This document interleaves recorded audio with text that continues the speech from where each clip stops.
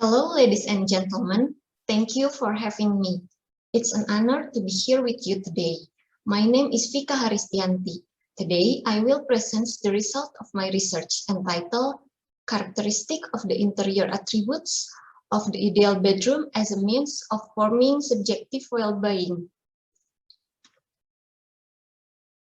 This research was born from the phenomena that the ongoing pandemic has disrupted the daily routine of billions of people around the world, forcing everyone to sit back, do everything from home, and isolated from the outside world. So, in the end, the pandemic has pushed us past a tipping point when it comes to health and well-being.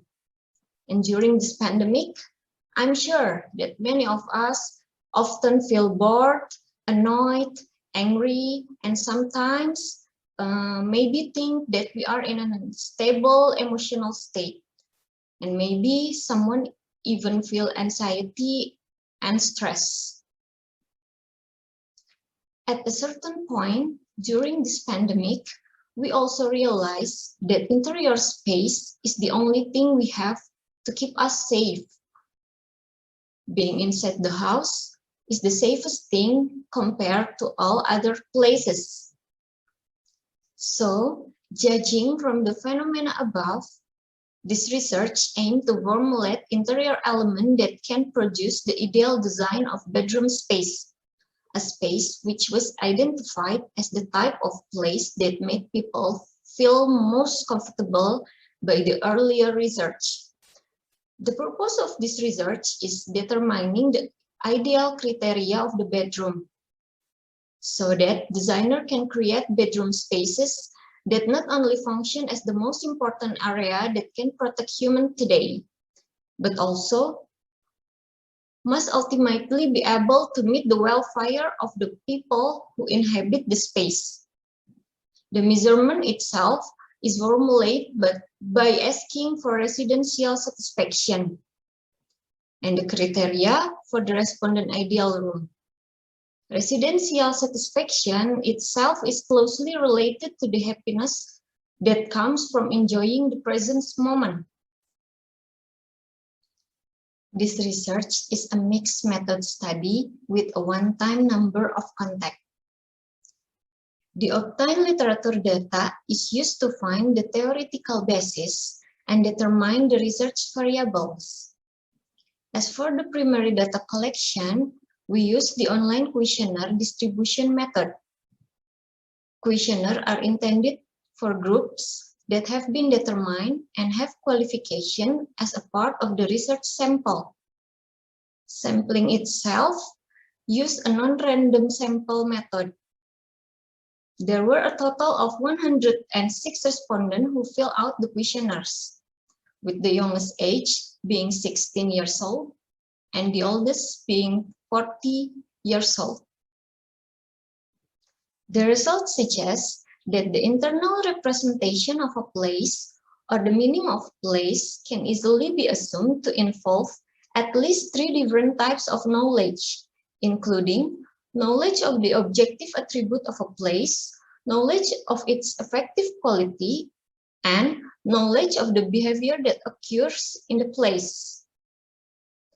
From the diagram, it can be concluded that the attributes of the ideal bedrooms, which are considered the most important variable that must be met to produce the welfare of the occupant of the room, are first, conformity to the activity, followed by the room size, and then completeness of facilities, the atmosphere of the room, and accessibility.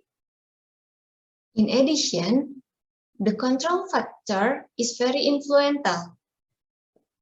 On one, freedom of expression for designing a bedroom, circumstance such as single or married status can affect a person's ownership of his or her personal space. So, it can be concluded that the more control the room owners have, the higher their courage to make change and replacement of attribute in their bedroom.